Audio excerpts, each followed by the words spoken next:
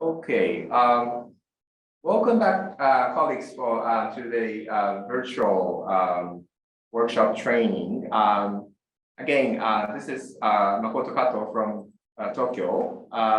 Very happy to welcome you back in the on day 3 of this training. Today we are having presentations and also discussion regarding decarbonization and adaptation resilience solutions showcase. Until yesterday, well, we heard lots of good discussion about policy side and also finance side. And well, there have been growing interest in introducing well, cutting edge technologies in many parts of the world.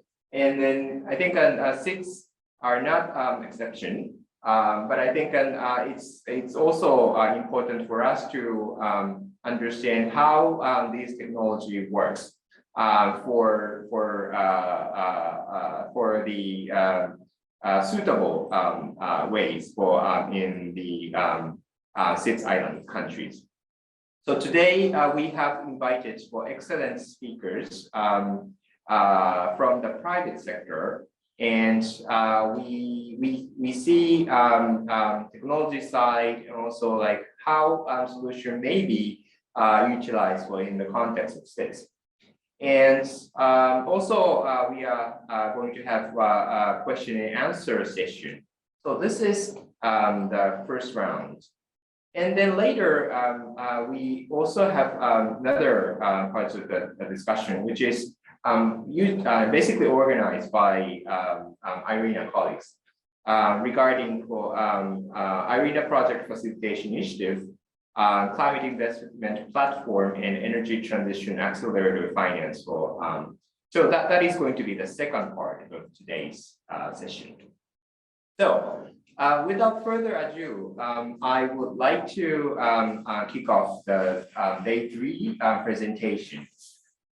First, I would like to invite Mr. Hideki Kawakami, PMT Office for Facility Infrastructure Solutions, JDC Corporation.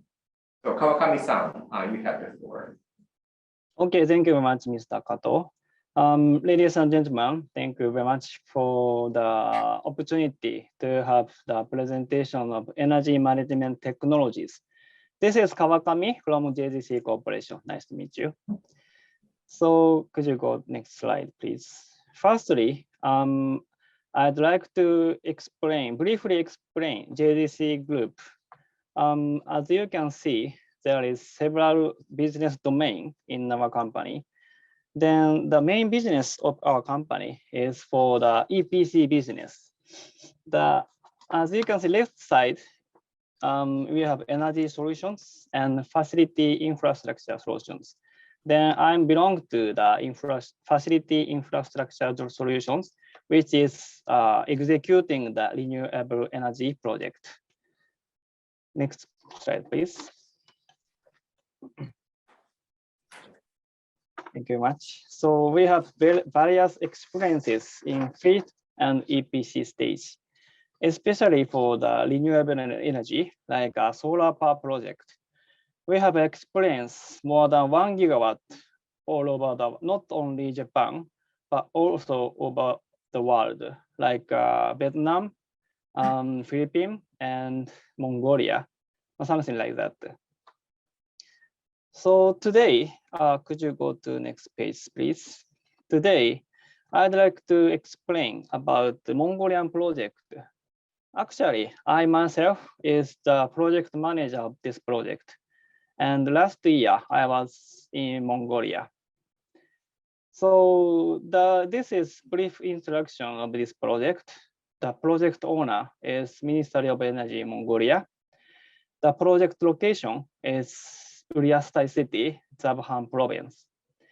The system is consist of the 5 megawatt solar PV plus 3.6 megawatt hour battery energy storage system.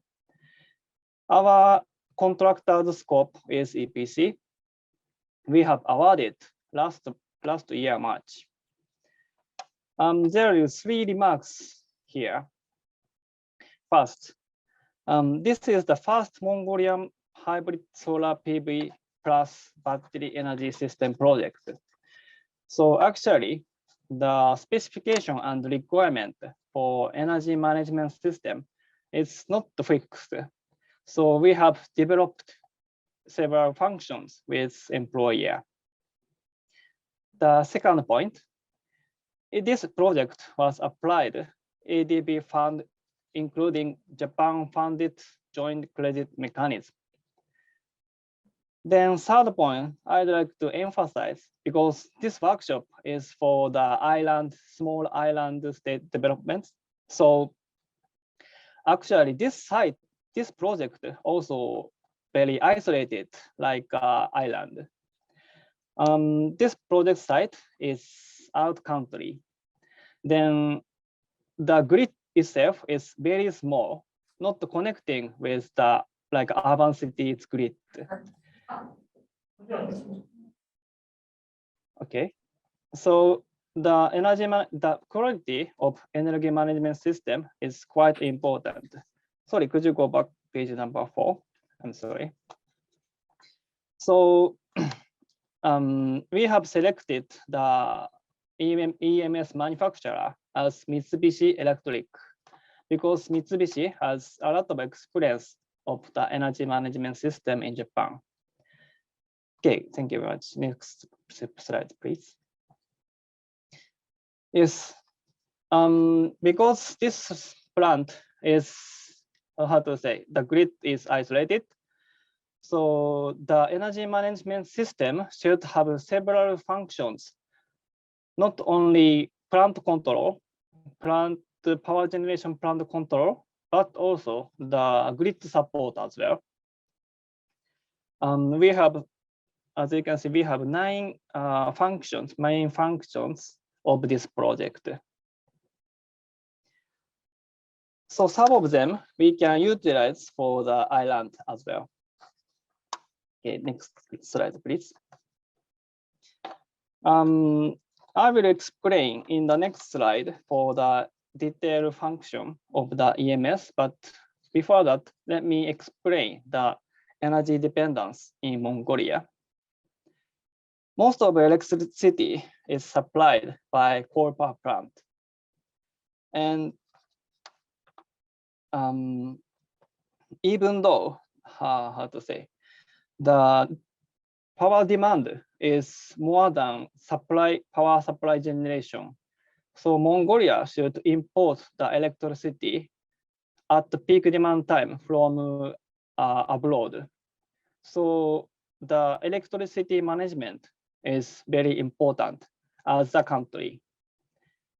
Next slide, please. So this is one example of our EMM system.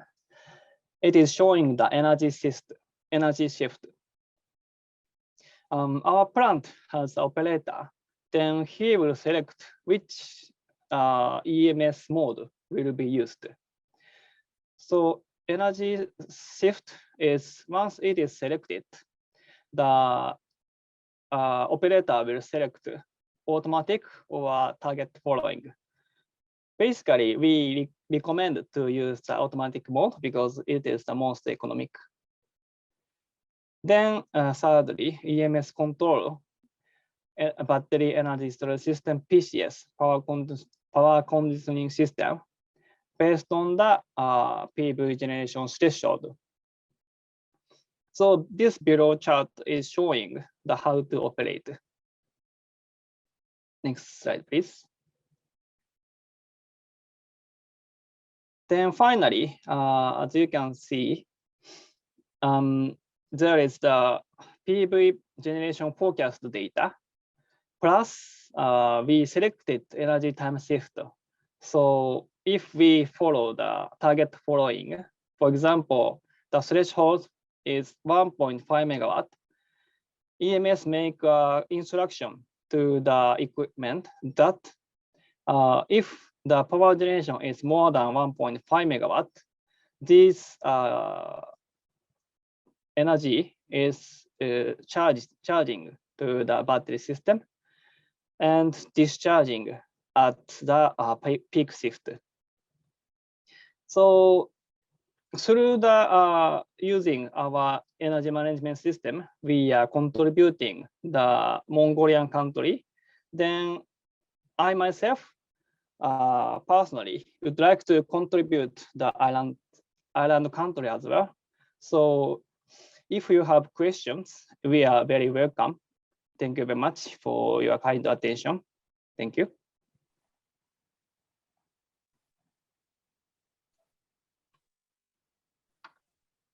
I think Kato-san, your mic is muted now.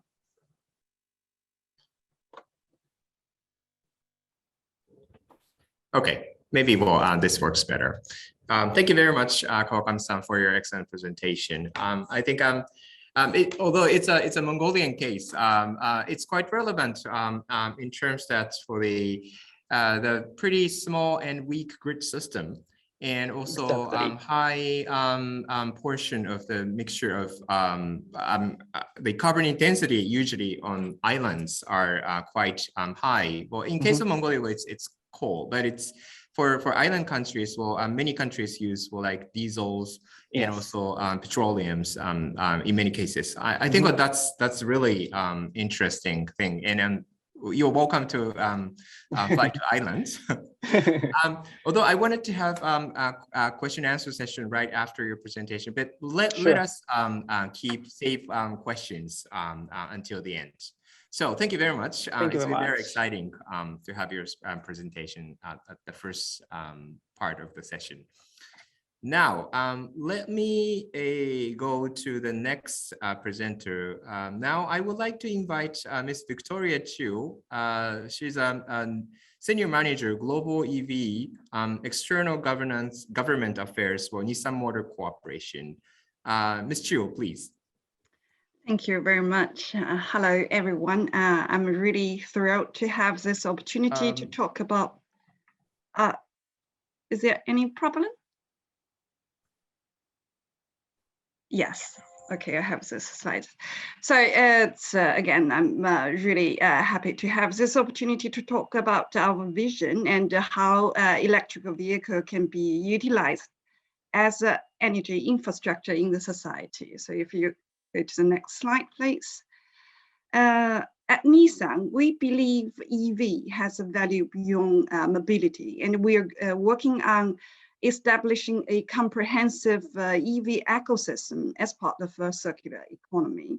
So today, I'm going to focus on the topics of using EV as energy solution where V2X, that means the vehicle to everything technology, so which we also call the Nissan Energy Share. Next slide, please. The concept actually inspired by the rapid growth of renewable energy generation. So as we all know, one of the biggest challenge of renewable energy is the stability of the supply. It requires a huge energy storage to support the constant supply and satisfying the peak of demand. So thought, why not utilizing our EVs?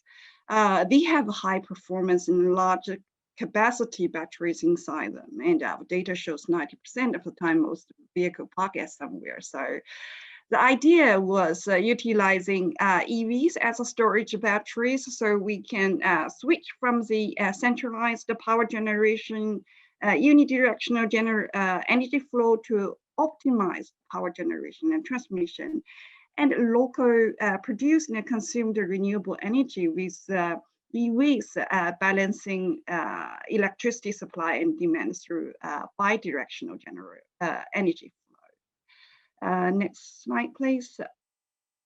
So before I dive into more details, so let me just quickly touch upon Nissan EV batteries reliability. We have sold nearly over 500,000 leaves since 2010, and that's over 100 million battery cells, and we have has been zero instant with our battery. So because of Nissan EV's high performance, durable and reliable batteries, make it possible for Nissan Energy Share concept. So next page, please. Sorry, next page, please. Here's a technology overview. Oh, sorry, I think we missed one slide. Do we have the other one? Funny. And if you go back to one slide. Okay, so that we have a mix up order, sorry. So here is a technology overview. So smart charging is about to manage and control the timing and how much power to charge the car which could make a huge impact on optimization of energy consumption. Then bi-directional charging technology, including vehicle to home, vehicle to building, vehicle to grid. So the difference is where do you connect your car with, and obviously so the scale is larger, it's more difficult, more complicated. And V2L is a technology for discharging only, which can come very handy for things like outdoor camp. So it can provide the power for lights or hot meal extra. And then if you go to 2 slides down, please. Yes, the value. As I mentioned at the beginning, the start of the concept was the expectation of efficient use of renewable energy and the power grid stabilization. And besides that, and EV also can serve as a backup energy source, which can be very valuable either in terms for wider society or for EV customers.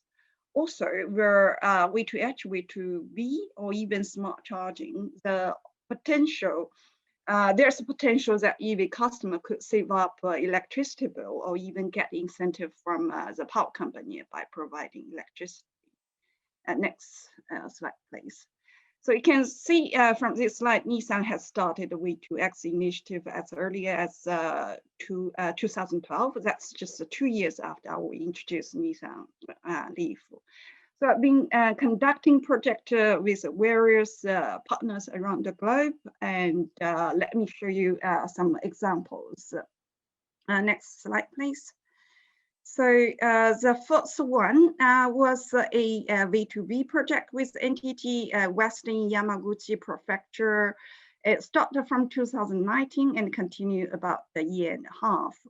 So with a combination of V2B management using 3 Nissan Leafs, the 3 5 kilowatt bi-direction chargers and solar panels, the project successfully reduced the power consumption peak by 28 kilowatt and saved the electricity cost for the small office about around $6,000 US per year. And the next slide, please. This example is more recent. So in Nami, a town has been affected by 2011 tsunami in northern Japan. So with METI support, we have just started this 3 years project in this January. This project, Nissan's autonomous decentralized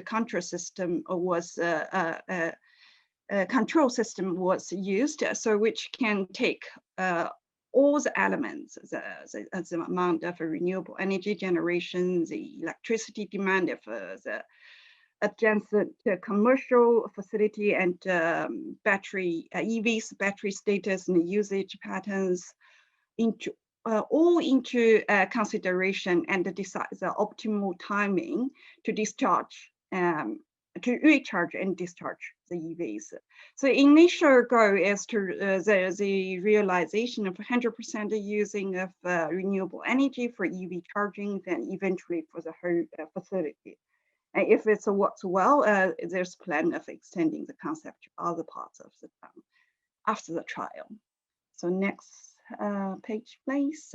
We also have been promoting an initiative called the Blue Switch, which promotes use EV as a solution for social challenge, such as disaster management, ecotourism, or efficient use, energy use.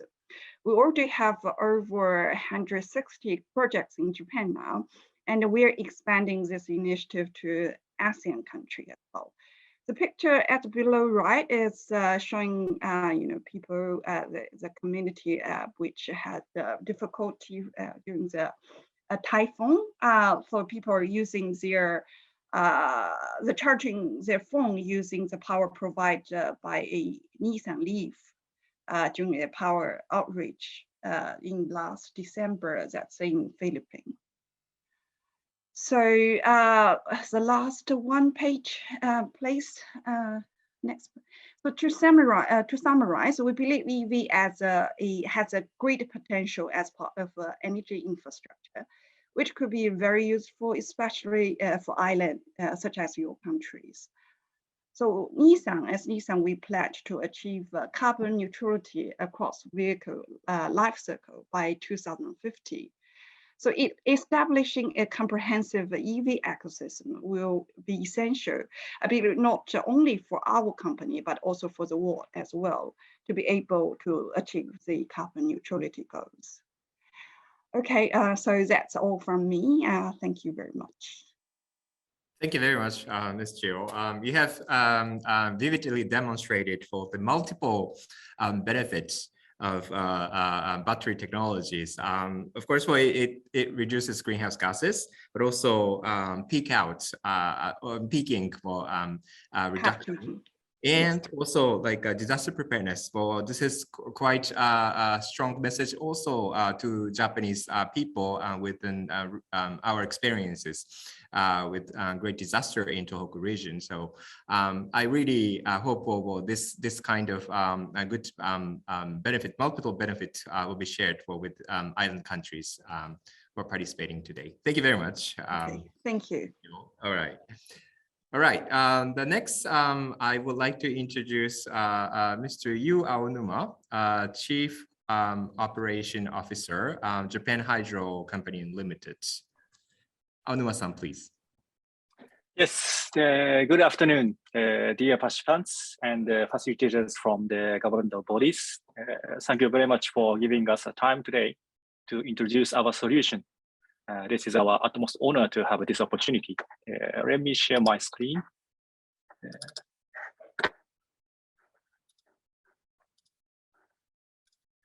So I think you can see my slides now. Yes, yes. Yes, I'm Roberto Aonuma, Chief Operating Officer of Japan Hydro. Probably most of the participants today doesn't know about our company name, so please allow me to explain our company quickly. Japan Hydro is actually the startup joint venture invested by the two company groups. One is CMB Group, who is a Belgium shipping company. Actually, the CMB is a national flag carrier of Belgium.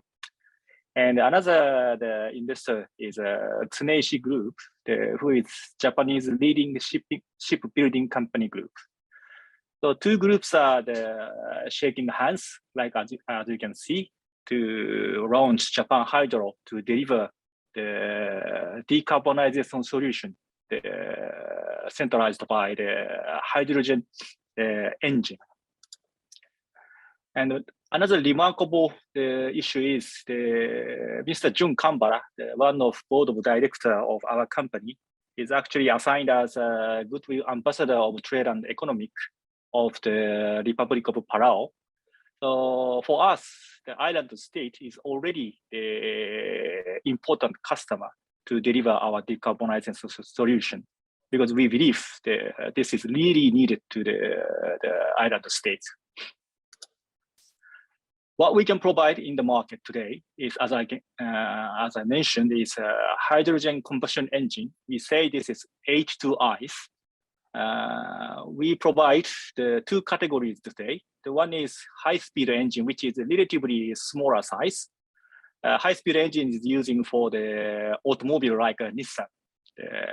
Another one is a middle-speed engine, which is a much bigger engine, which is mainly used for the shipping and power generation.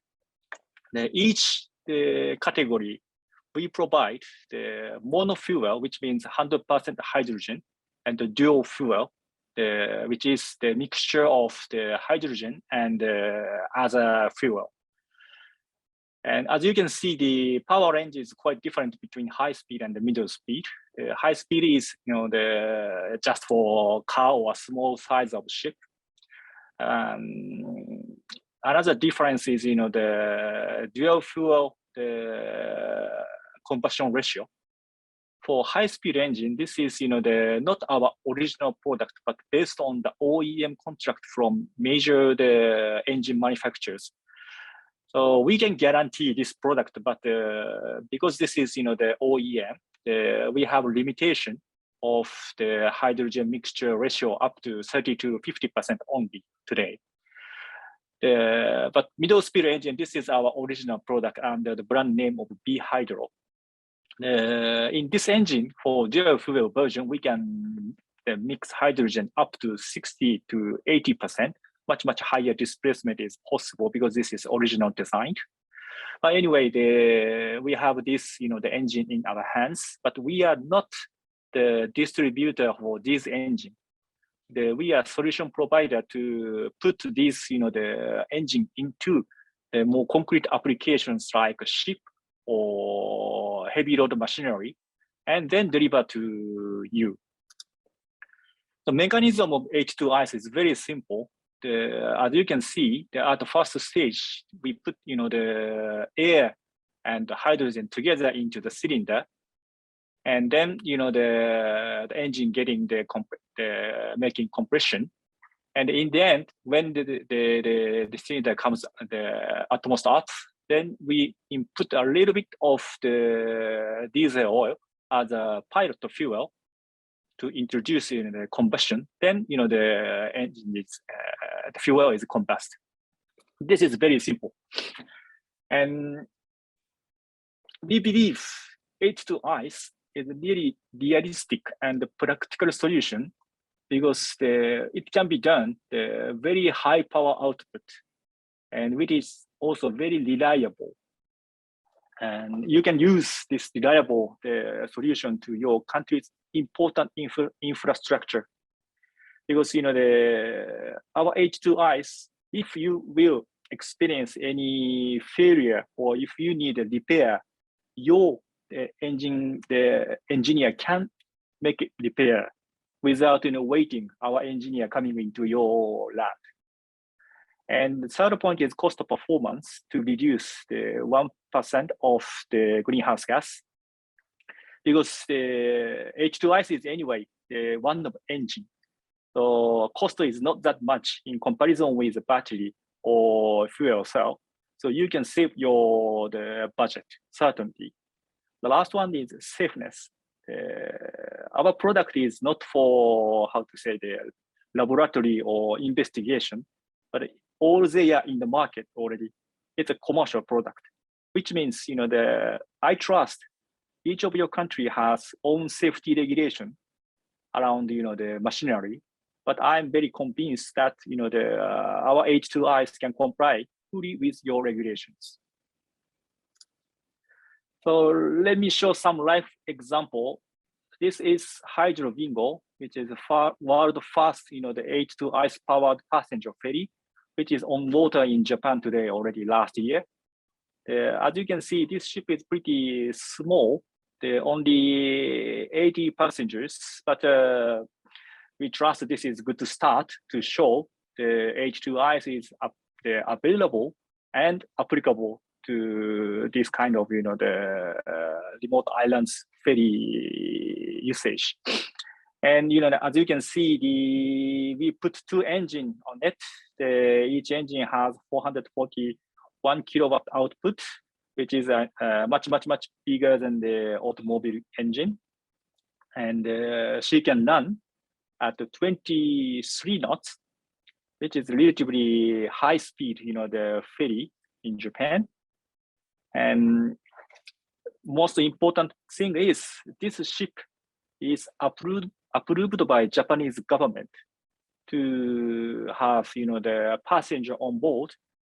So we can export this same type of ship to your country very easily. There's some photos of Hydrobingo. As you can see, this is very normal ship. You don't need to sacrifice, the huge space for hydrogen system, but only, let's say roughly 1/4 of, the ship space needed to sacrifice for hydrogen tanks. But otherwise, you can use the space to accommodate passengers or cargos. And the system is very simple. You can see the tiny blue line. This is a hydrogen double-walled pipeline, straight from the hydrogen tank into the engine without having any intermediate treatment. This makes our system very simple and safety. Nevertheless, we put some safety measure to secure safety for passengers, such as the double-walled pipeline for H2 gas. So if in case by whatsoever reason we have leakage from the inner pipes, immediately the hydrogen sensor between inner and external pipes detect such leakage and stop hydrogen supply, and system automatically switch to the 100% diesel oil mode to continue the navigation. So passenger never realize they have the trouble in hydrogen system and something has been changed. They never realize, but the ship can go back to home safely.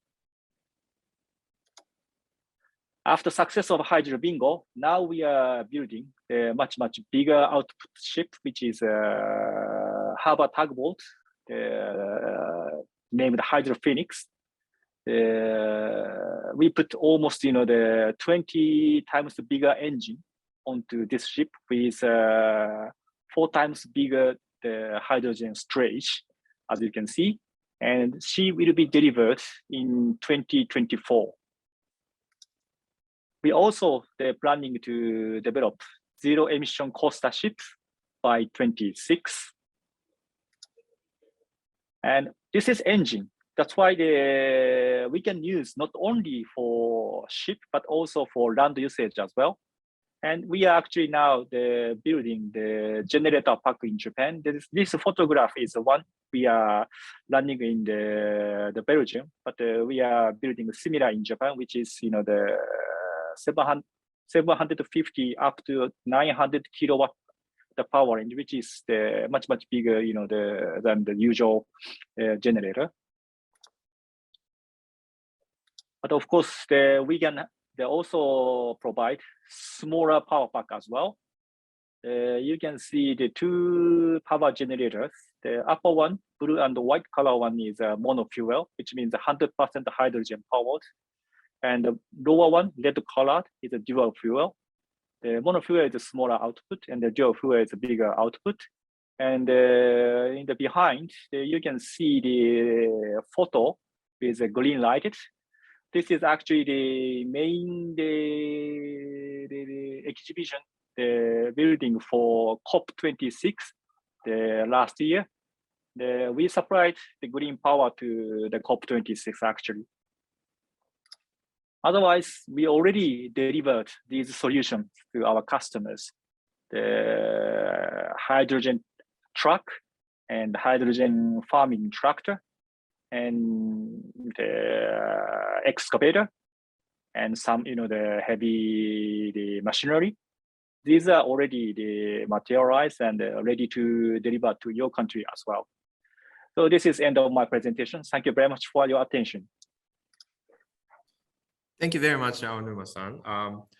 I think your presentation will really sounded like well, the technologies and solutions are out within our reach, especially for the SIDS Island context. And good to know that you have been already working with Palau colleagues. And I think many of us here probably start discussing how we may work with you in future. And also tomorrow we're gonna have hydrogen session, and then hydrogen sometimes could sound like well, it's pretty technology pretty far in future, but now it's already there, and also it is also within our reach for SIDS context. So I think your presentation clearly demonstrated that aspect. So let us come back to you at the question and session answer session later. Thank you very much. Now, next, I would like to invite Mr. Akira Mukaida, Remote Sensing Technology Center of Japan. Mukaida-san, please. Okay, thank you very much. Is my slide showing right now? Yes, yes. Okay, thank you very much. So I would like to introduce the SIDS inundation hazard prediction tools, which to predict the future situation of the high wave and surge hazard, especially on the SIDS countries, to adopt the future situations. Okay.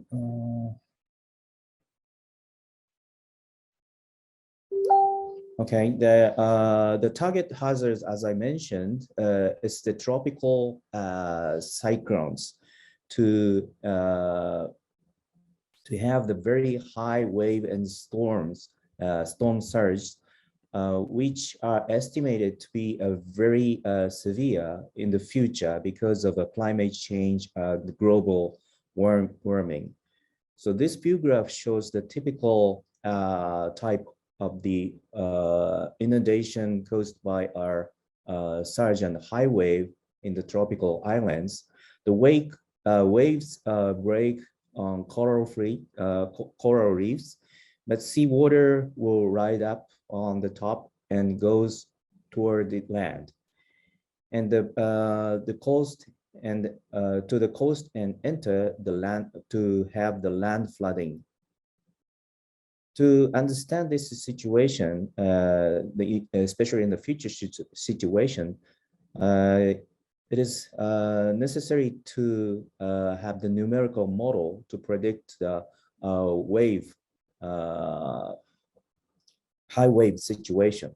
That will requires the depths, which is a bathymetry, seafloor topography, and the land topography as a boundary condition of the numerical model.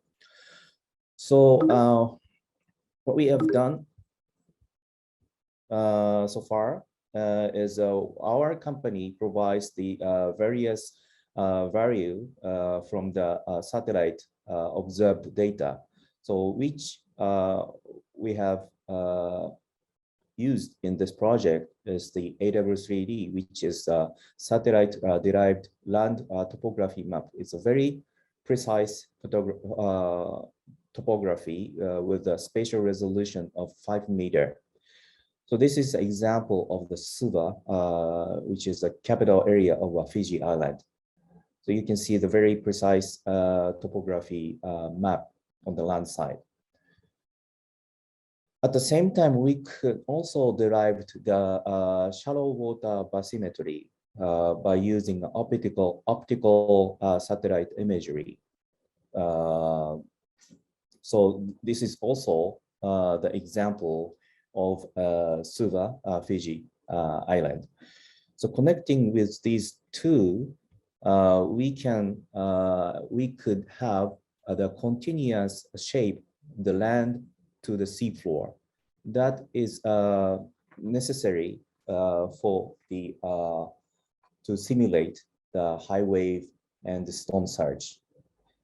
By using the boundary condition to the numerical model, this is a scheme of the how we compute to predict the future condition of the surge and high wave. We have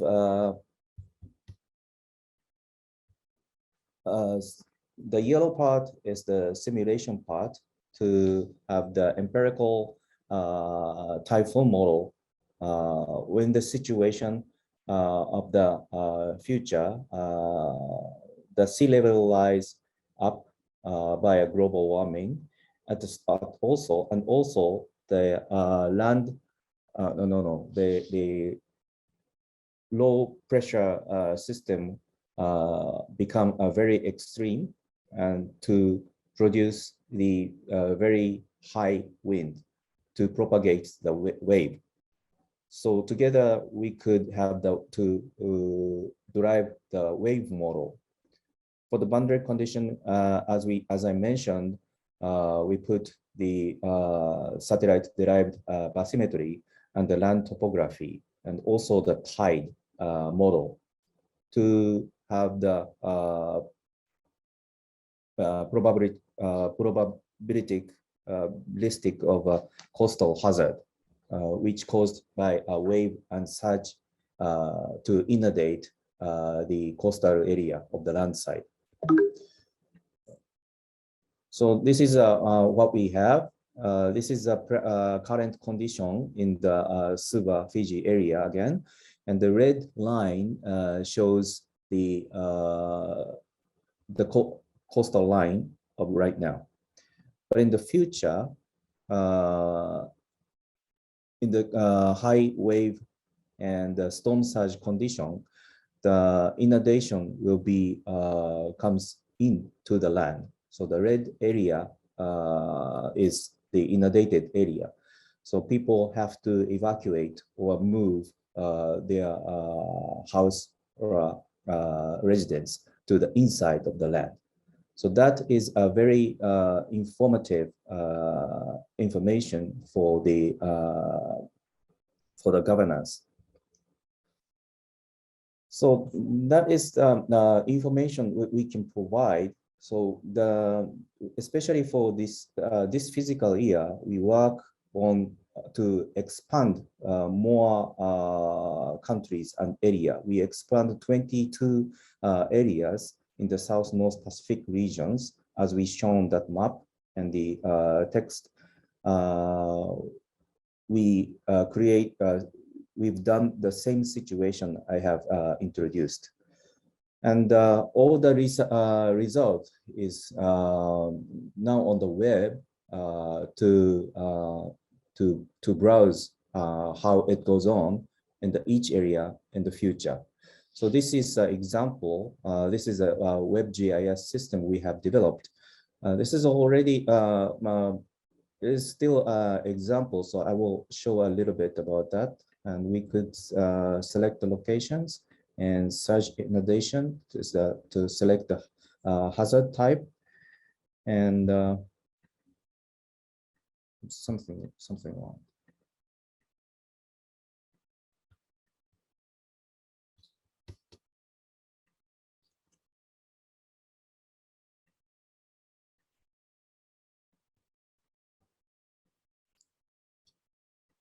So it should have the become to showing the results something like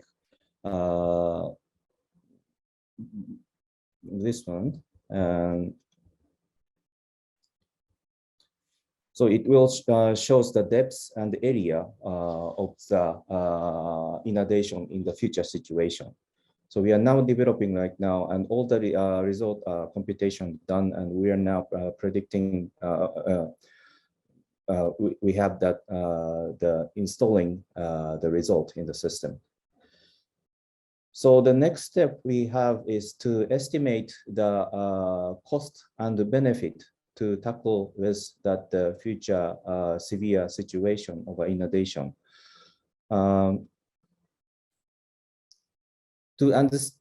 We already understand how the severe climate change will cause the inundation in the coastal area of each countries, and it's able to estimate how the effect of the damage if we have no countermeasure. Yes. And after the countermeasure, we can have the benefit on this. So the subtracting with these is a pure benefit. But it is also, we have a cost to adapt this situation. Both gray is a concrete infrastructures, and other thing is the green. It's by to enhance the coral reefs. So with these costs will be estimate, and the subtraction needs to have a positive. So these relation will be is now modeled to understand the future situation. So to include that situation, again, we are using, we are developing a user interface to control the map and all the cost estimation for the each type of the adaptation, green and gray. That is together with the result of the future situation. This type is in 2100, year 2100, and they both. Right now, it's only a prototyping. So the soon we'll have a model. The result comes out from model of benefit and cost for the each plan will be shown in this group graph for the time series variation in the future situation. So this is the work we have done so far, and with the next few weeks, all the web interface will be released to the public, and related countries can browse on the simulation result that we have so far. Okay, this is end of my presentation. Thank you very much.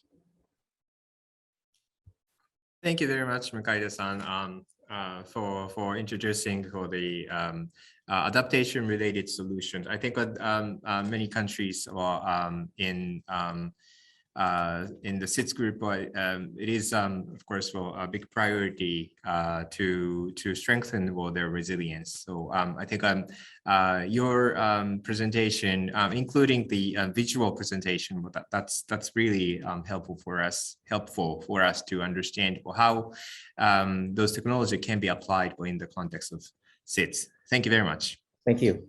All right. Now, the next presenter is Mr. Gen Takahashi. Takahashi-san is a General Manager of Public Sector Partnership, Overseas Administration Department, JFE Engineering Corporation. Takahashi-san, please. Okay, thank you very much, Kato-san. Hello and good morning or some good afternoon, all online participants. My name is Takahashi from JFE Engineering Corporation.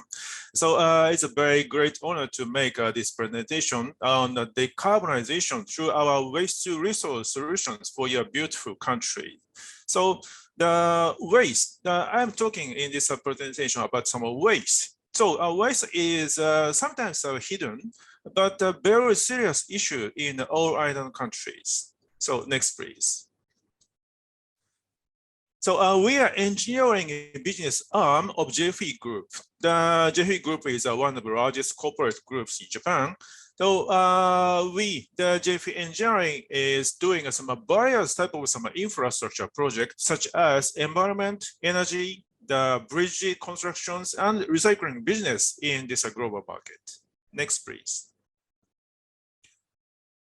Toward 2030, to realize our goal of some circular economy, we will strengthen 5 initiatives. So the waste to resource, utility service, infrastructure, carbon neutral, and DX as a foundation of the other 4. Next. So let's move to the topic of waste management, main topic of my presentation. So please see this photo. So here is an open dumping site of an island country, So you can see a lot of plastic waste floating on the sea. So, and also the smokes from the self-burning of the waste on the other side. Next, please. This is also in some same country, unfortunately. But some piled up the waste to some very, very edge of the sea. So it is perfectly obvious that the waste spilled from this mountain, this open dumping site, is causing marine debris issues. Next, please. So do you think, is it a good situation? The answer is no. So open dumping site causes fire, toxics, methane gas, bad odor, and many pests. So, and also the urbanization is making it difficult to secure new land for new disposal site or some landfill site. So you understand, so this is a very worrying or hazardous situation for our residents and communities. Next, please. And please see next this photo. So this is very, very common case in Japan. Waste to energy initiation facility in the residential area in Tokyo. So this Nerima WTE plant, designed and constructed by JFE Engineering, this is a very safe for the environment and very harmonized with the community nearby. So this very advanced waste management solution by JFE is a very, very important items for some all city, all countries. Next, please. And here I briefly introduce the JFE Engineering's advanced waste energy initiation technology. So this very unique JFE hyperstoker system achieves the complete combustion in these initiation systems, and it reduces the generation of hazardous items such as dioxin and NOx.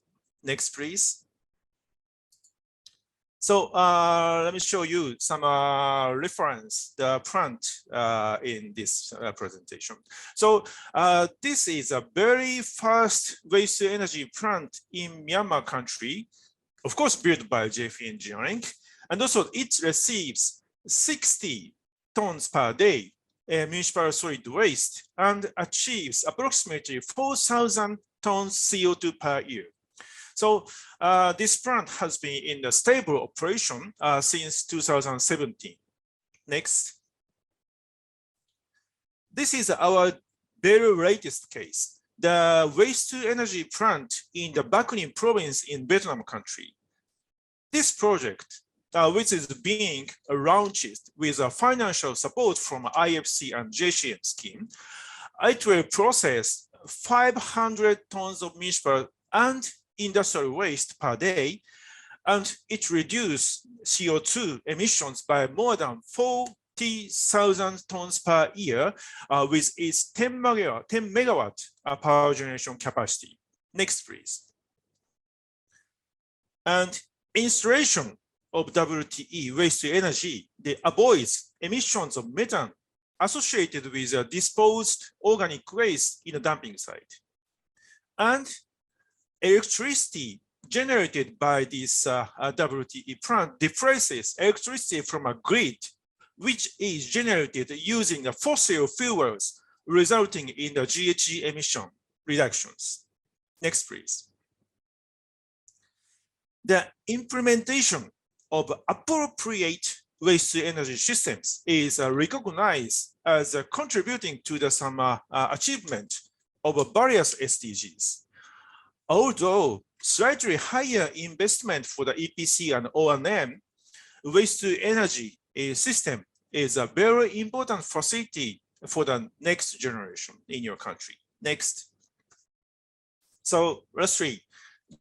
JFE is just for the earth. So our company's mission is to create a safe and secure society to strongly support people's lives and to pass this on to the future generation.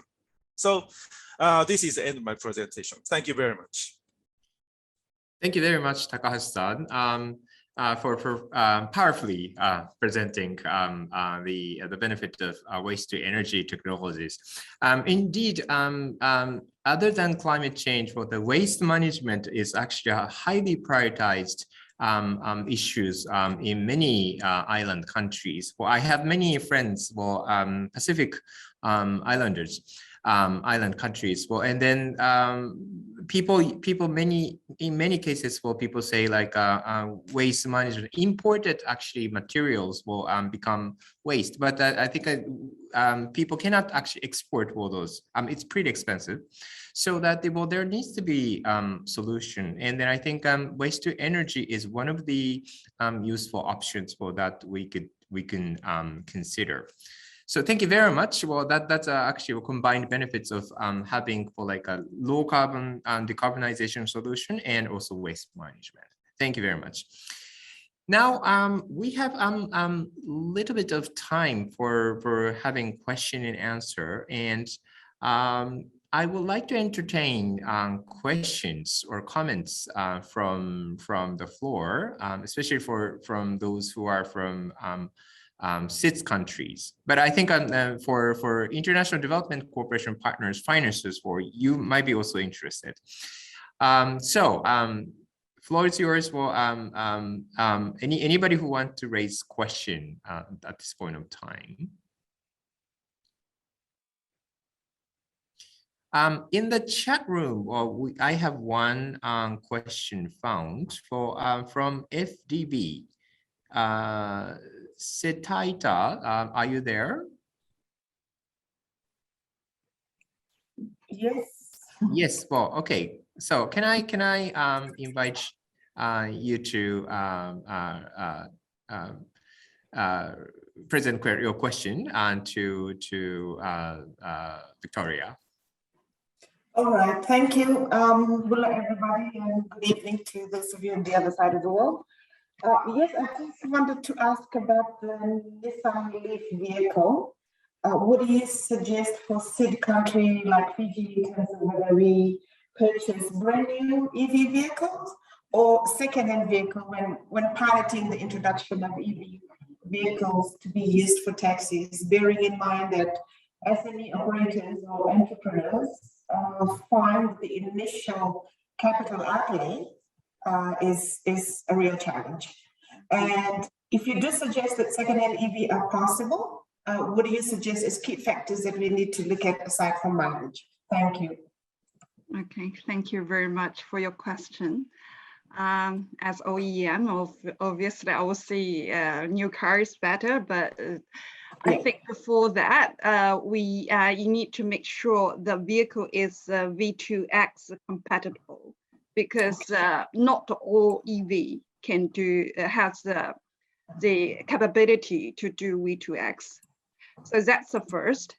And technically, new EV, second-hand EV, as long as they have the capability, it should do the trick. But as you know, as I mentioned in my presentation, the battery is the most important part to do to enable to do the V2X. So of course, the new battery, like your iPhone, the newer ones can have a better ability.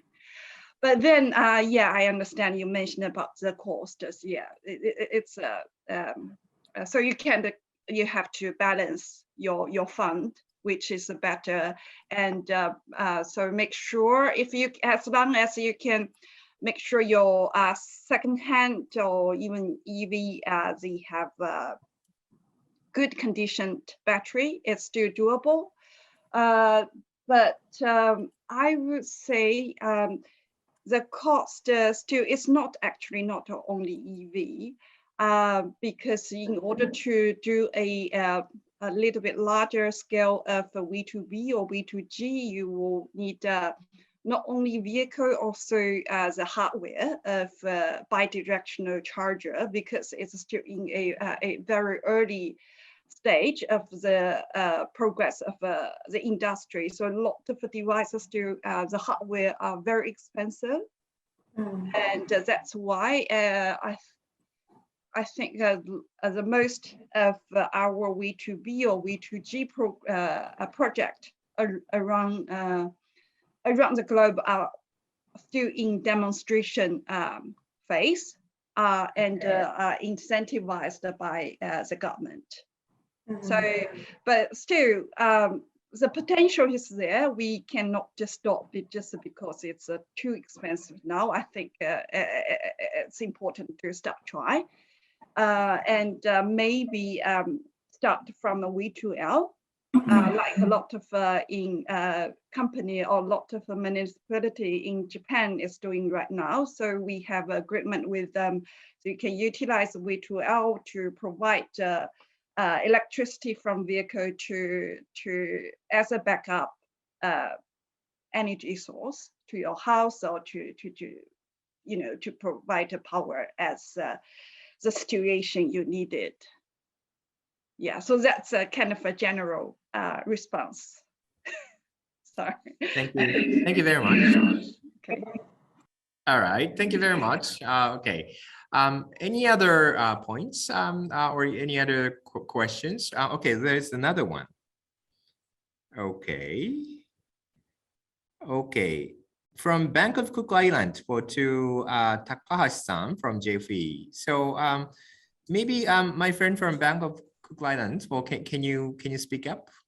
It's always good to see your face on the screen.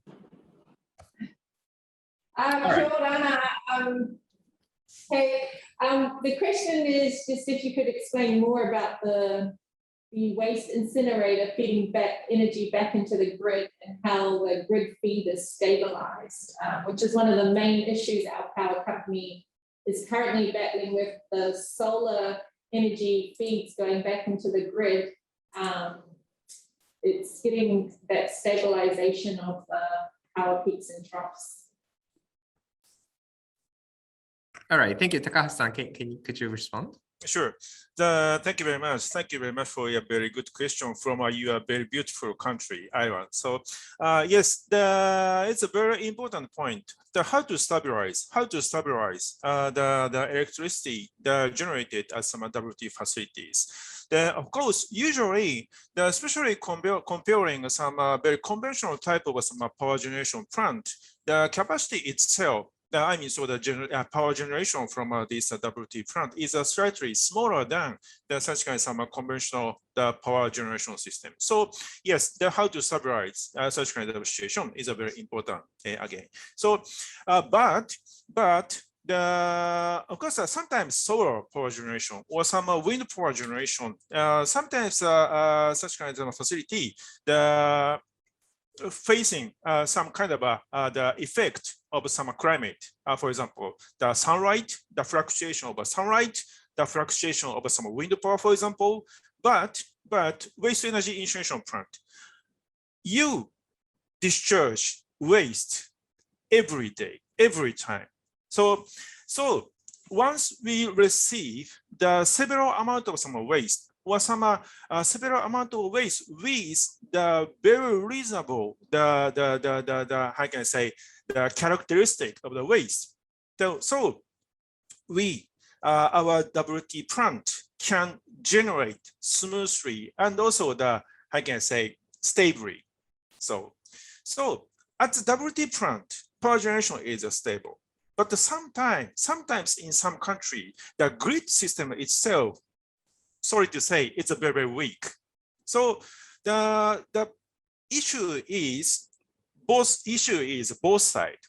I mean, at the WT side, and also the grid side. So how can I say again? So our WT plant generate the smoothly and also the stably, and how to mix up, how to connect the stable grid system will be the very important point, I think.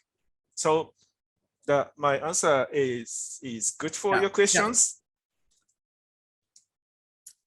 All right. Well, thank you very much for Takahashi-san. Oh, okay. Well, there is some. Okay, great. Thank you so much for. I think it's a very good point for the island countries for like a renewable energy or PV introduction is actually quite easy firsthand. But now people are worried about like instability of grid system. And one thing is like by management of the waste to energy technologies, well, sort of, well, I think, well, you can use it as a kind of like a base load thing. But then also, if the efforts are combined with the actually, well, strengthening the grid system, that's another thing we can also think about. Today, we have lots of good pieces of information. And I think some of you might want to contact the colleagues who presented about technologies and solutions, but you're probably shy what to do so well in the public. But please note, well, the OECC Secretariat of the this training or seminar, well, we're happy to connect with you. Also, because for the Ministry of the Environment Japan, we have a platform for the international cooperation and also like this deployment of the sustainable environmental infrastructure to the world. And the OECC is also playing as a secretariat body for the platform. And we try to combine, for example, public finance from the Japanese government's support fund and also the international development cooperation partners such as like multilateral development banks and GCF IRENA are partners as well. So please start considering for in what context, in your context, well, probably you may want to consider introducing some of the technology that you may be interested from today's session. Then also that it's a good thing that we may try to include in a proposal for example, like a support or the proposal for the for maybe GCF, but also others. So the OECC would like to bridge you. Oh, there's another one, Anna, hands up. Can you hear me okay? Yes. Sorry, I've got the fan in the background, and I've also got my granddaughter watching her program on the tablet. So if you hear that in the background, I apologize. Just a couple of things from me. I just wanted to share my experiences with an EV. We have an EV, a Nissan Leaf. This is the 2011 model. What we found was that it was very cost effective in terms of the maintenance. The maintenance was extremely low. It wasn't only ideal for saving on costs of fuel, but also the maintenance. And we've been very, very pleased with our EV. The private sector has really driven EVs here in the Cook Islands. There has been some government departments or ministries that have secured some EVs, but I really think there's scope to do more in the EV space here in the Cook Islands and other Pacific Island countries, because we're quite small and they're extremely ideal for small places. You don't do the massive long runs, and so I just felt that I wanted to put a plug in there for EVs. We don't have an EV framework or policy, even though we do have a policy for renewable energy, but EV is not included in that. So I just thought I'd put a plug in for EVs. So thank you very much for the opportunity to share. Thank you. Thank you very much. Well, good.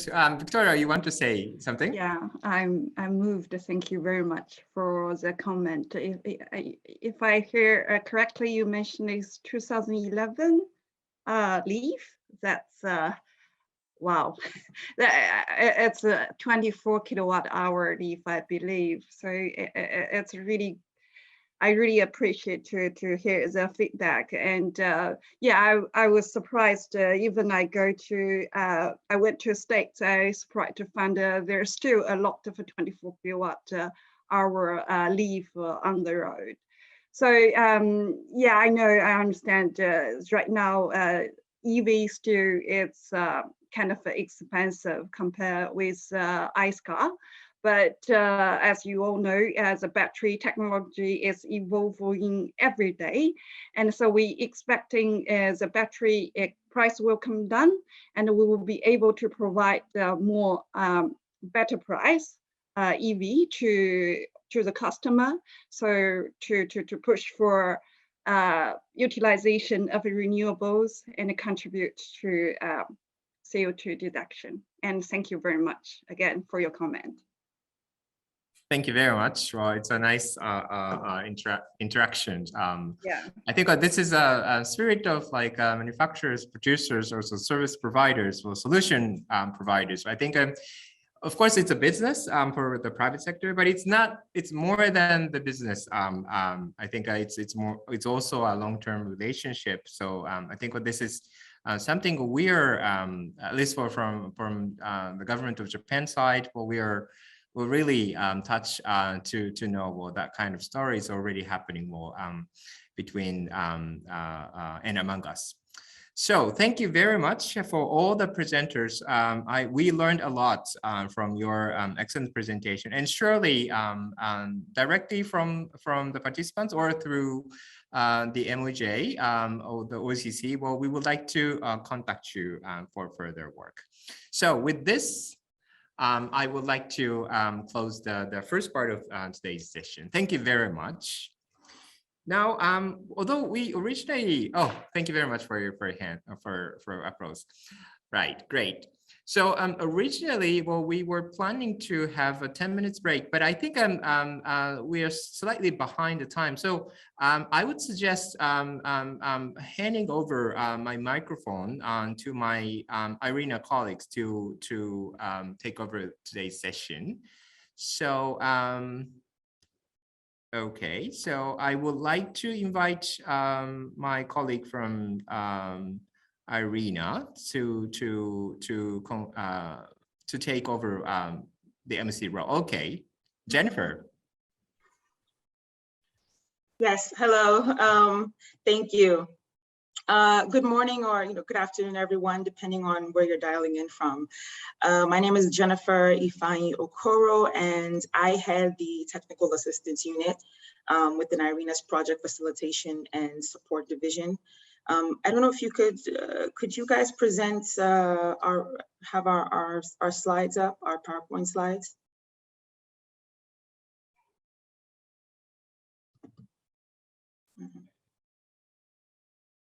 Just give it a second.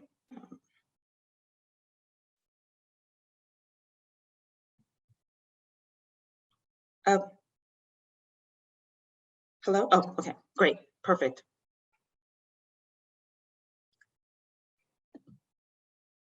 Thank you so much. Thank you very much. So as I was mentioning, my name is Jennifer Ifeanyi Okoro, and I head the Technical Assistance Unit within IRENA's Project Facilitation and Support Division. It's an honor to be here today, and I thank you for giving us the opportunity to present IRENA's two flagship project facilitation and support initiatives, which will be illustrated in detail by my esteemed colleagues, Tariq Ahmed and Job Mutuba. Next slide, please. So this will basically present a roadmap of today's presentation, in which we will provide the background for the conceptualization of IRENA's project facilitation and support efforts, and presents a clear rationale for really why we do the work that we do, which is mainly to address the current challenges to access the capital required to fund the deployment of critical renewable energy solutions. We will introduce the first key initiative, which is the Climate Investment Platform, walk you through its key features, the needs that it attempts to address, who can access it, the eligibility criteria, and the current state of play with regards to projects supported.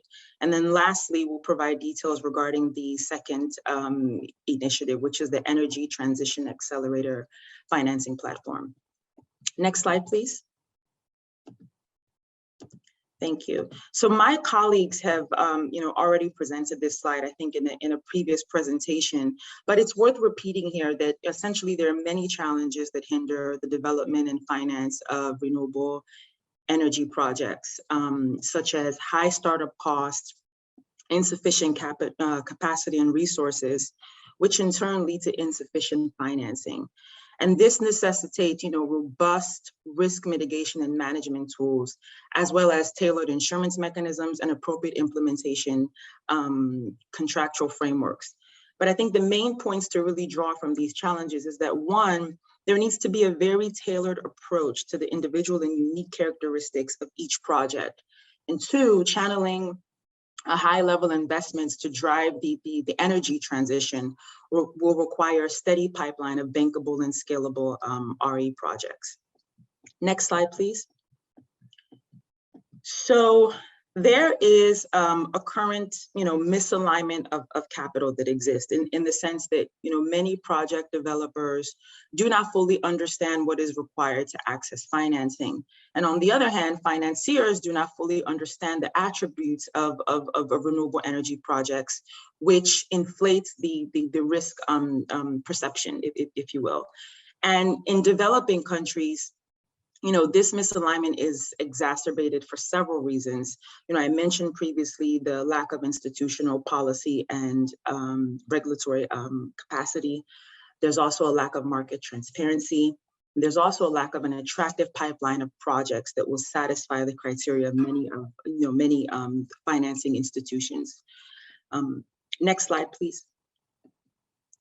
So in order to address these challenges, there are, four, key work streams, through which key work streams under IRENA's project facilitation and support services. So the first one is, we offer projects support to, actually assist the facilitation of bankable RE projects in emerging markets. And it's under this work stream, under this umbrella, that we will be presenting details on the CIP, the Climate Investment Platform, as well as the Energy Transition Accelerator financing platform. And then there are other initiatives that, that are currently in progress. Secondly, we plan to host regional forums in several regions across the globe, where we will bring together project developers and financiers so that the attendees can identify opportunities to collaborate on the development and finance of RE projects. Three, we'll foster partnerships. I mean, this is really sort of the core of what IRENA does, which is to promote public-private partnerships and intergovernmental cooperation to our, through our membership, to really scale up investments in renewables-based energy transitions. And then lastly, we will continue to support IRENA's global investment and financing plan in the post-COVID-19 recovery agenda. Next slide, please. So without further ado, I would like to welcome my colleague, Tariq, who will be walking you through details of the CIP. Sorry, if you could go to the next slide, please. I think I already touched on this. Yes. Thank you very much, Jennifer. It's my pleasure to be here and to participate in this program. So today I'm going to give you more details about the Climate Investment Platform. Next slide, please. So the Climate Investment Platform is a joint initiative that announced in 2019 by IRENA, UNDP, and SE4All in coordination with the Green Climate Fund, with the main 4 key building blocks in the climate finance value chain. The first track is to support enhancing the climate targets. The second track is to enhance and support the policies and regulations. And the third track is to build the marketplace and matchmaking avenue. And the fourth track is to support financial de-risking. So the way that this partnership between these 4 organizations is designed is that each of these 4 organizations is supporting the initiative within its own resources and within its own mandate. So at IRENA, we are supporting the third and fourth tracks, by supporting the de-risking of financing as well as matchmaking activities through our virtual platform, which is IRENA for CIB, which is a website that we normally receive projects that requesting support on one hand, and on the other hand, we are creating partnerships, and then we are doing the mechanics of the matchmaking between the different opportunities. The main mandate that we are trying to target is that to mobilize capital toward developing countries, especially to accelerate the achievement of NDC targets. So to date, we have received around more than 280 projects submitted their request for our support. We found around 120 are eligible from them. And on the other hand, we have more than 300 partners registered, out of which almost 70 are financial institutions. Next slide, please. So it's two ends of the equation that we are quite open platform that accept different range of projects from different renewable energy technologies and different scales and investment requirement and different mechanism of finance. So normally we are demand driven. So the typical process is that the project proponents ask for our request, ask for our support, and then we provide tailored technical assistance to prepare what we call it a project information document, which is a document that we prepared benefiting from the different financial institutions requirement. So this document is kind of touches on the eligibility criteria of the financial institutions. On the other hand, we provide the technical assistance in terms of reviewing all the technical documents that's prepared by the project proponents, as well as financial models, as well as any environmental impact assessment or any studies that related to the project. On the other hand, IRENA invites different partners from multilateral, bilateral, local financial institutions, development organizations, any organization that is prepared to provide financial support, technical assistance, or any support that will help the project in the realization. And also, we are open for private companies and private investors to become partners. On the other hand, if I come back also to the projects, we are open for public projects that coming from the government, for public-private partnership, and for private sector projects. So the main thing that we do is we do the mechanics of linking the opportunities together. So we help in the creating the pipeline of projects, but also we introduce only the projects that's suitable for the specific requirement of the specific partner that communicates to us their eligibility criteria. Next slide, please. So we have established generic eligibility criteria that identify the limits, which type of projects that we support is quite broad. So the project needs to tick these 4 points. First, needs to contribute to the clean energy transition and needs to be aligned with relevant sustainable development goals, at least not in conflict with any of the sustainable development goals, and needs to be aligned with the national climate action priorities. And the last and one of the important eligibility criteria is that it needs to be beyond conceptual stage, at least completed the pre-feasibility study or preliminary studies.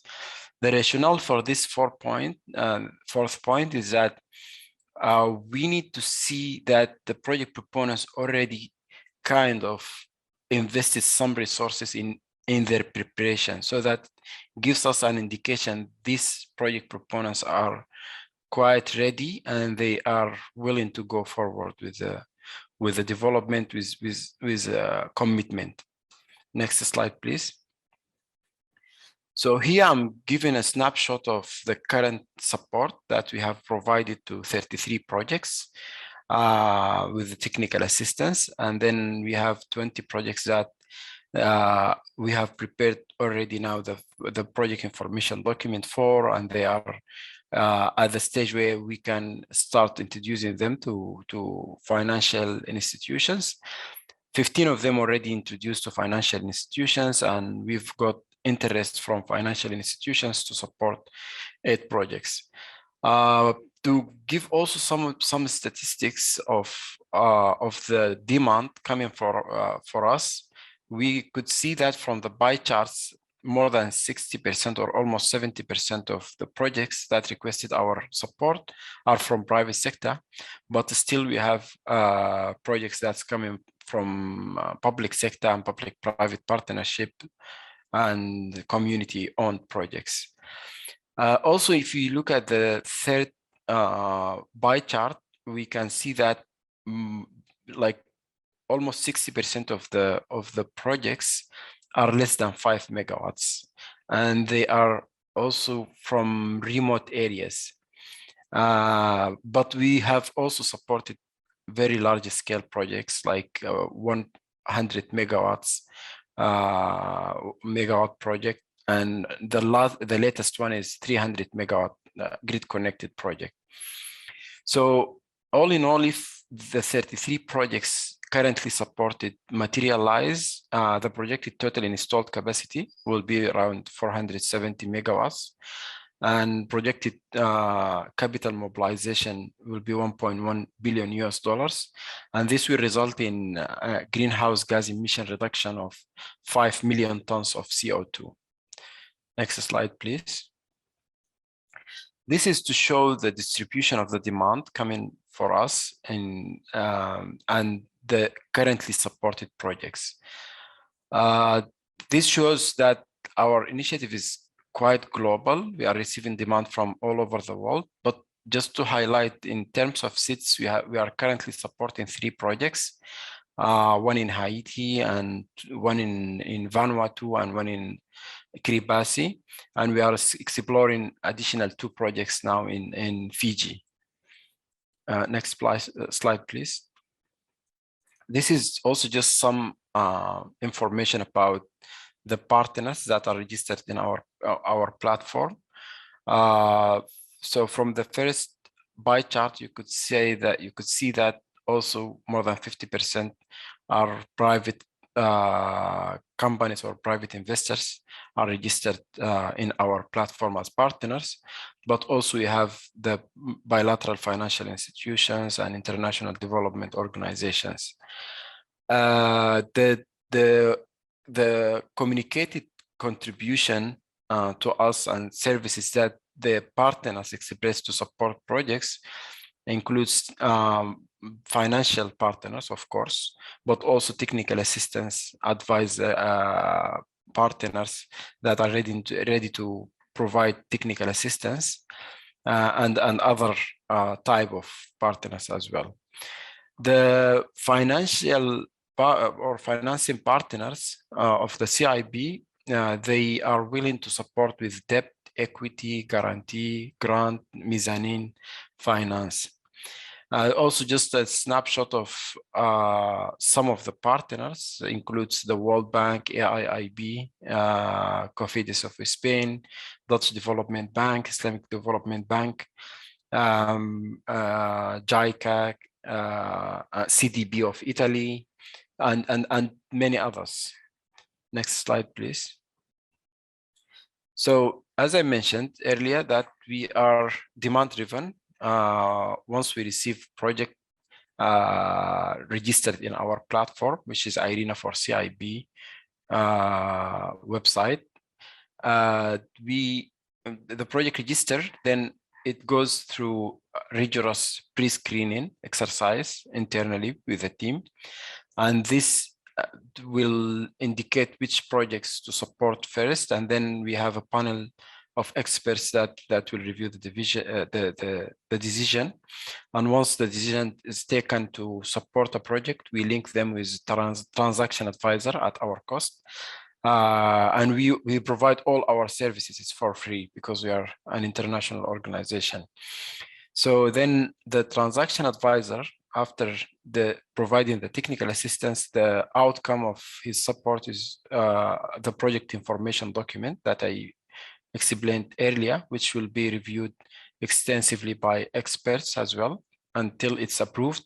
And then after that, we go to the financial matchmaking with CIP registered partners.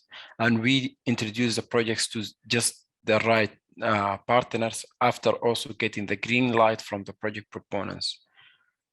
I think that's my last slide. Next slide to my colleague, and then I hand over to my colleague, Jennifer, back again.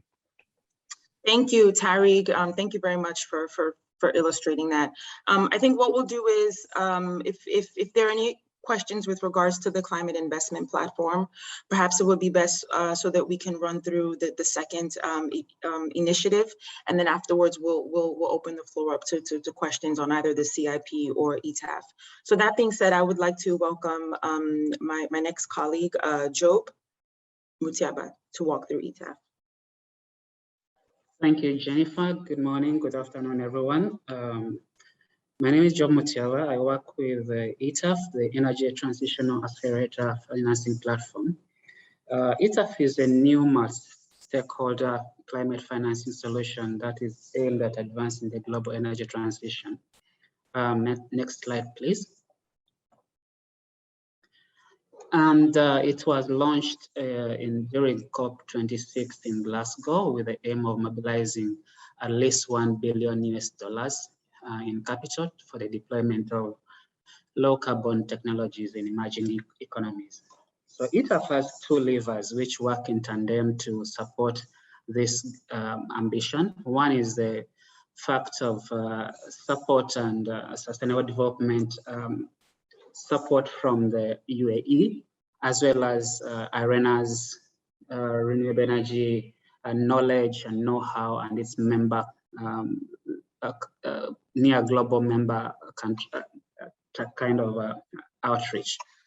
And with that, of course, we got an initial commitment from UAE through the Abu Dhabi Fund for Development of $400 million to be earmarked for projects across the various renewable energy technologies and regions in the world. Next slide, please.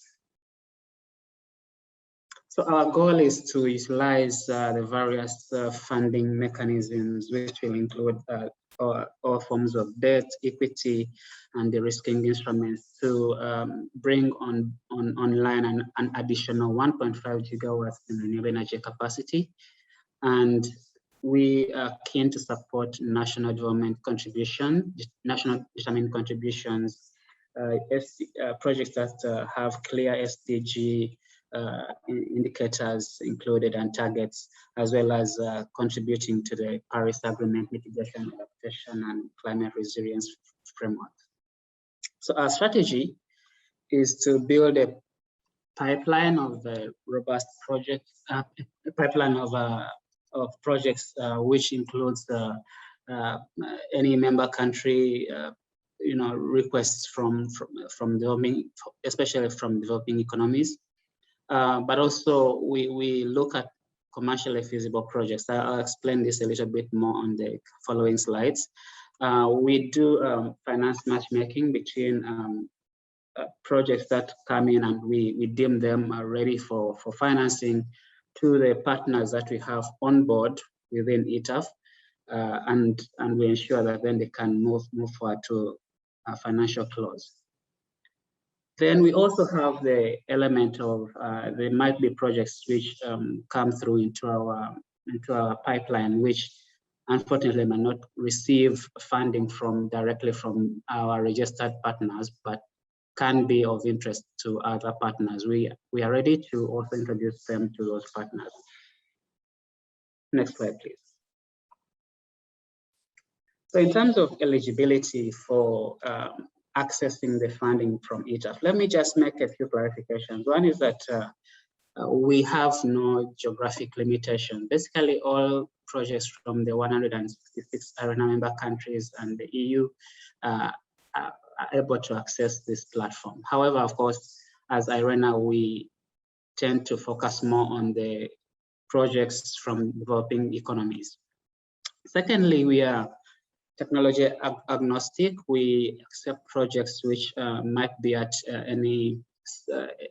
from any commercially proven kind of technologies, be it waste to energy. I saw some very good projects on waste technologies in waste to energy earlier in the discussion today. Could be hydrogen, could be hydropower, wind, solar, and other renewable energy options.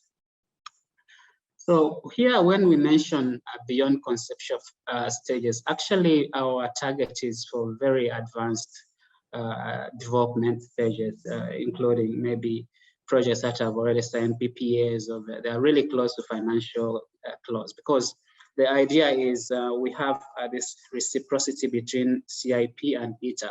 Some of the projects that we get are coming from the CIP, which my colleague Tariq has explained to you earlier.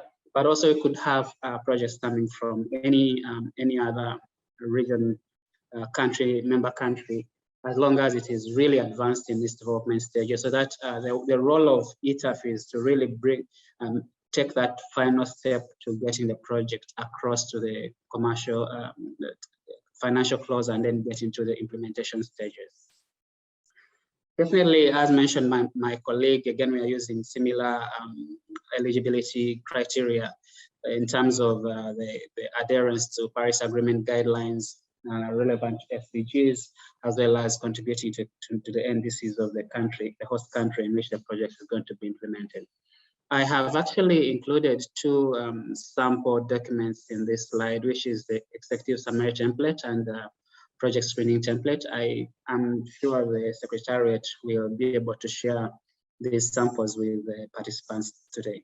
So if you click on any of these, you'll be able to see those two documents, and they explain much more in details how you can apply for the support. Next slide, please. In terms of steps, we have a very short application process. We have 4 stages in the application. First is you fill in, you go to our website. I'll leave a link at the end of the slideshow. You go to the website and put in your basic information, which will include the capacity, the host country, and a couple of other personal details in regards to who is applying and who is the project developer and this kind of things. Then the second stage is eligibility, and here you specify, you show whether your project is advanced enough to actually be considered for further analysis and assessment within the ETAF. The third element is effective summary. Here you fill in, it's an online template. You fill in all the details of the various aspects of the project. As I mentioned on the previous slide, there is a template you can look at even before you log in, to be able to guide you in the filling out of the executive summary. And then the final stage is just to upload and submit. You might choose to upload a couple of additional documents, but they are not always mandatory. You can submit without uploading. The reason here is because you might consider some of the information very sensitive, and you might not be willing at this point to submit it all to ETAF at the moment. So that's okay. You can, as long as you have given us a good sense of where the project is at by filling in various details in the executive summary, we can obviously come back to you with the interest from the various funding partners to be able to upload additional documentation and to support your submission. Next slide, please. So we've divided the roles in two. The first part of what we are doing is within the ETAF platform. And then the second part is what our funding partners do. Here again, you might ask, for example, what's the difference between CIP and ETAF in this kind of setup? Our funding partners have made actual financing commitments, either in form of debt, equity, or other forms of support to the project. So when we do the matchmaking, we are matching the projects which we deem eligible towards that committed financing. And then the funding partners will look in depth in terms of due diligence and then be able to decide which of the projects we present to them and which projects they plan to take forward and how they plan to take them forward, and whether we need to collect more information. This can be done bilaterally between the funding partner and the project developers, or they can come through us again as ETAF, and we can support them in terms of follow-up activities.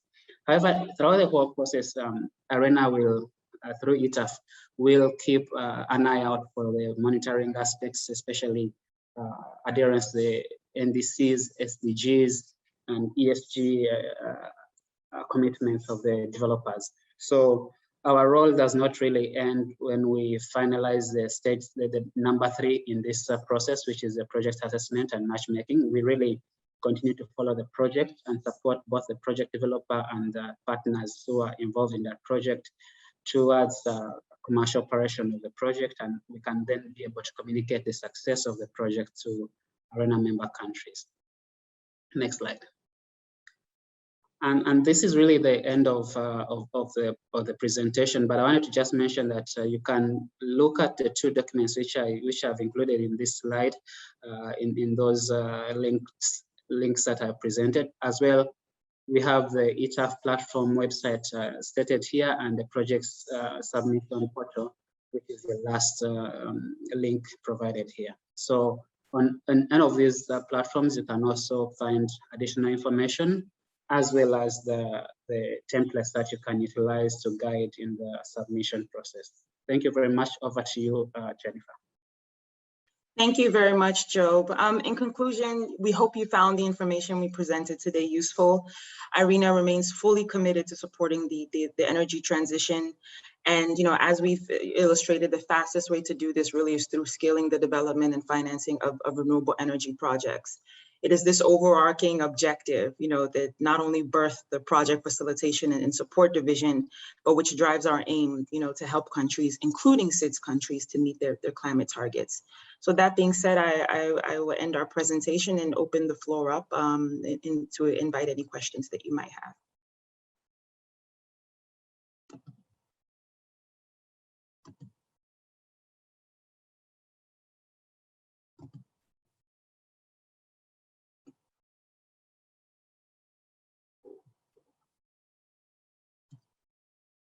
Okay, I guess if there are no questions, I'll hand it back over to the moderator. Hello. There's one question. Yes, yeah. Oh, yes. Sorry. Okay, please. Okay, sorry. I've just in the hand. Yes, please proceed. Yes, I'm from Mauritius. I would like to know what is the difference between the ETAF platform and the CIP platform? Yeah, sure. And I'll invite my colleagues Tarigan and Job in case if they have any additional additional input. But basically, so the climate investment platform is a platform that was developed in partnership with UNDP, SC for All, and GCF. But it is a platform that hosts both the developers, who have projects that they would like to develop, as well as, financial partners, which, mainly financial institution, also technical assistance providers. There are many donor agencies that provide technical assistance support. So in addition to NGOs, and other organizations that provide services that would support, the development and or finance of projects. So it's sort of an all-encompassing platform that hosts, different parties and serves mostly as a matchmaking, platform. So if there's a project, for example, that is looking for not only financing, but is also looking for technical assistance, to the extent that we cannot provide the technical assistance in-house, in-house, we can link that project with a technical assistance provider. If there's a project, for example, that's looking for a potential EPC contractor, or just any type of service or assistance or support or financing, we would link that project up with either the financial partner or the technical assistance partner, or any other organization. The ETAF platform, however, is for funding only. That is really sort of the core of what ETAF is. So on the ETAF platform, for example, you won't have a technical assistance provider, or NGO, or a EPC contractor, or any other. It's restricted solely for financing. And through that platform, IRENA has partnered, for example, with ADFD, the Abu Dhabi Fund for Development, but there are other financial institutions that will also join that platform. And it is through that platform that projects will register to access finance only. So that's sort of the key distinction between the two. But I invite Tariq and Job, if you have anything additional to share or add, please do. Yeah, thank you, Jennifer. I think you've covered it, but just also to mention that also to reiterate what Job mentioned, that ETAF is receiving a commitment of money from the funding partners. So it's but at the CIB, we are kind of open.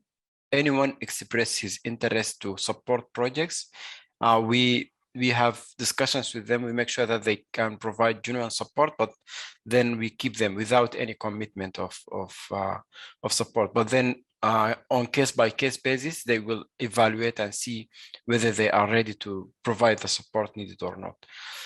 There is also the possibility of corridor between the two initiatives, where once we have a project that meets the ETAF criteria at the CIB, we can hand it over to the assessment, go through the same cycle of the ETAF, where the funding partners might be interested in ETAF.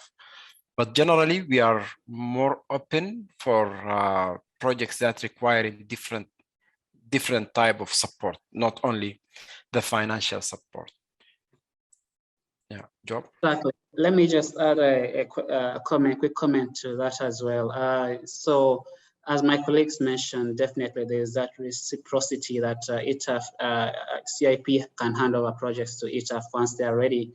And also, of course, ETAF can hand over projects that come through our pipeline, but maybe which had not come through the CIP, but we deem that they are still maybe not ready for the financing. We can again send them to CIP and check if CIP can support them. Again, a distinguishing point here is that ETAF, besides what my colleagues have mentioned, ETAF is looking at projects that are really ready for commercial, to get into the implementation stages.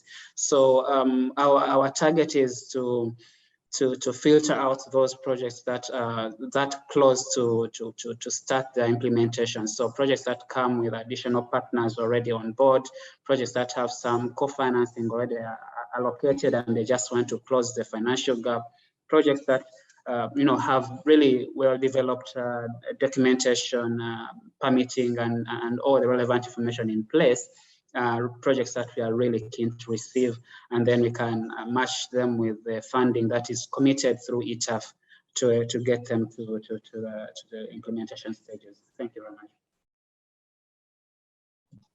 Thank you, Job. Are there any additional questions?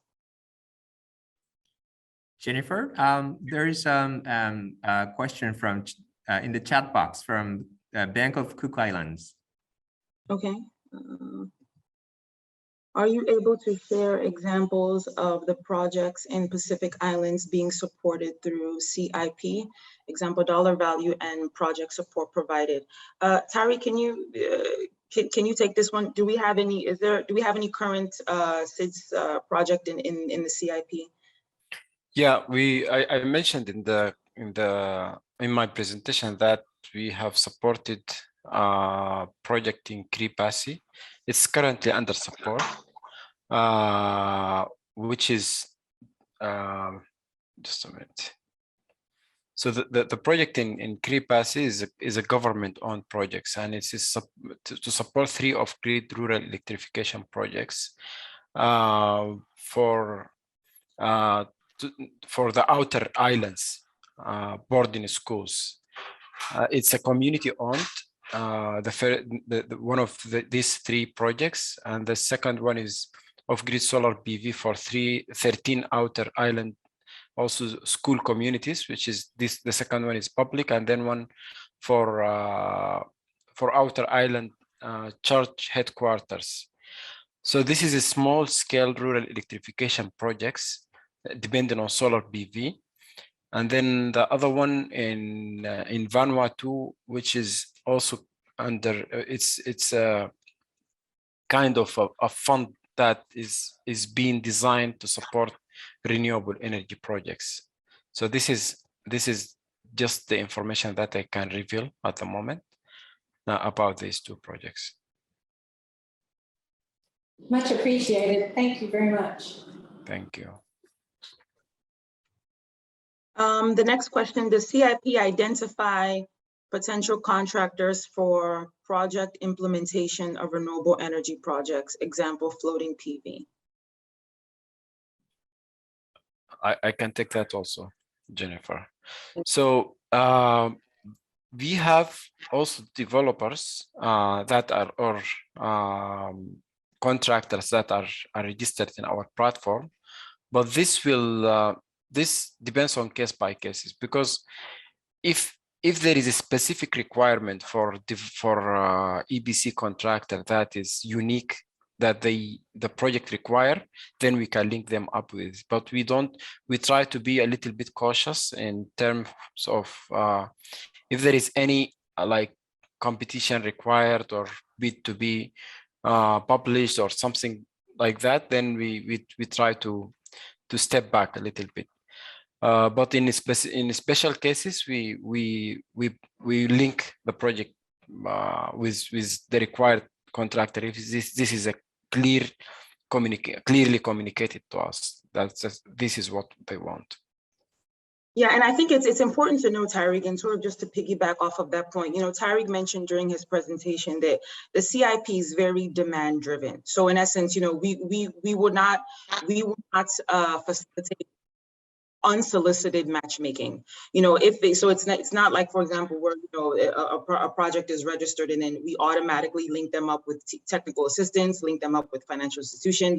You know, it really depends on the specific requirements of the developer and what they're looking for. So as Tariq mentioned, if a developer, you know, does say, hey, you know, we would like, you know, some support or guidance with, you know, with regards to potential contractors or, you know, EPC providers or other, you know, technical support providers, then the CIP would, you know, try to fulfill that need. But it really is demand driven. It depends on the specific requirements of the project. So thank you, Tariq. I just wanted to really emphasize that point. Are there additional questions? You're welcome.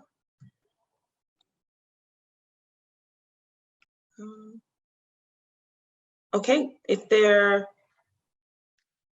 are no, do you still have an additional question, Jahajia? Sorry, apologies if I'm mispronouncing your name. No, thank you. Yeah, I think it's clear. Perfect. All right. Thank you very much. I'll hand it back over to the moderator.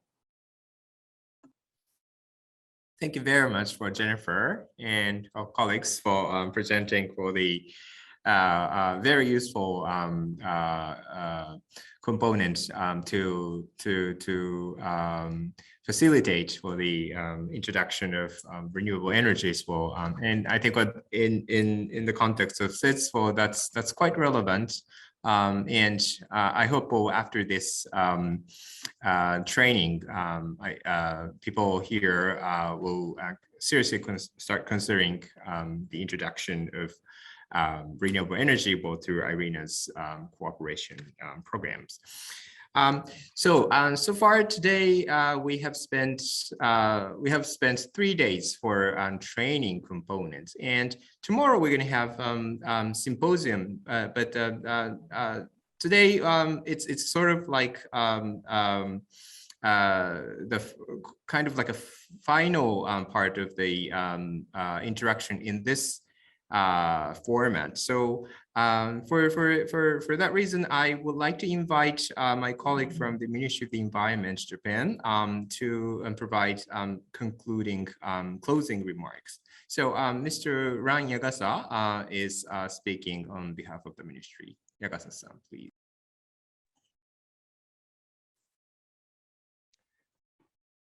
Okay, good morning, good afternoon, good evening, depending on where you are. On behalf of the Ministry of Environment of Japan, I would like to first thank participants for their proactive engagement to this program. I believe we had a live discussion, interaction, which led to a deeper understanding on the subject matter of each day. And I also would like to thank the speakers, lecturers, and discussion coordinators for enriching the discussion, and colleagues from ARENA and GCF for their cooperation in enabling this important opportunity. To briefly recap the past 3 days, on day 1, we were introduced to several climate finance programs and tools we can utilize for planning, capacity development, to extend network, and to formulate projects. That included Joint Credit Mechanism, SIDS Lighthouse Initiative, JICA, CTCN, and GCF. On day 2, we had a session on GCF where we learned practical know-hows of developing a concept note and had an opportunity to deep dive into the climate rationale and result management. Those are the foundations of a sound project proposal. And today we were introduced to several mitigation and adaptation solutions that are already in practice and ready to be deployed, which was followed by ARENA's project facilitation initiative that aims to improve access to climate finance. I would be happy if you have gained some practical knowledge that can assist you in formulating and improving the existing and future climate projects in your own countries and circumstances. As our secretariat has explained, you will be working on your own concept note, either from scratch or building on the existing preliminary proposals in the next 2 weeks for eventual submission and presentation on 18th March. We are privileged to have a good team of experts with us who will be guiding you through this process. And we thank GCF and ARENA colleagues for exerting time and efforts to make this possible. Tomorrow, as Kato-san explained, we will have an open program entitled Symposium on Application of Green Hydrogen Solutions for Advancing Decarbonization in SIDS. We will look at some of the existing green hydrogen solutions and programs from Australia, ADB, World Bank, and Japan, and examine the needs and opportunities as well as challenges to be overcome for green hydrogen to play a meaningful role to advance decarbonization in island country context. Your voice from island perspective, instrumental, and we look forward to your comments and suggestions, particularly in the second half of the discussion. Finally, I would like to once again extend my appreciation to all the participants, resource persons, friends from ARENA and GCF, as well as the Secretariat, Kato-san and Kobayashi-san, for their valued contribution and for making this workshop possible. I sound like we are approaching to an end, but the show still continues. So I look forward to our continued conversation throughout the second half of the program, and to see you at tomorrow's symposium and on 18th March for presentation and wrap up. Thank you very much. Thank you, Yagasa-san. So we see you tomorrow for green hydrogen. For the symposium is going to start with the same hours tomorrow. So thank you very much for your participation today.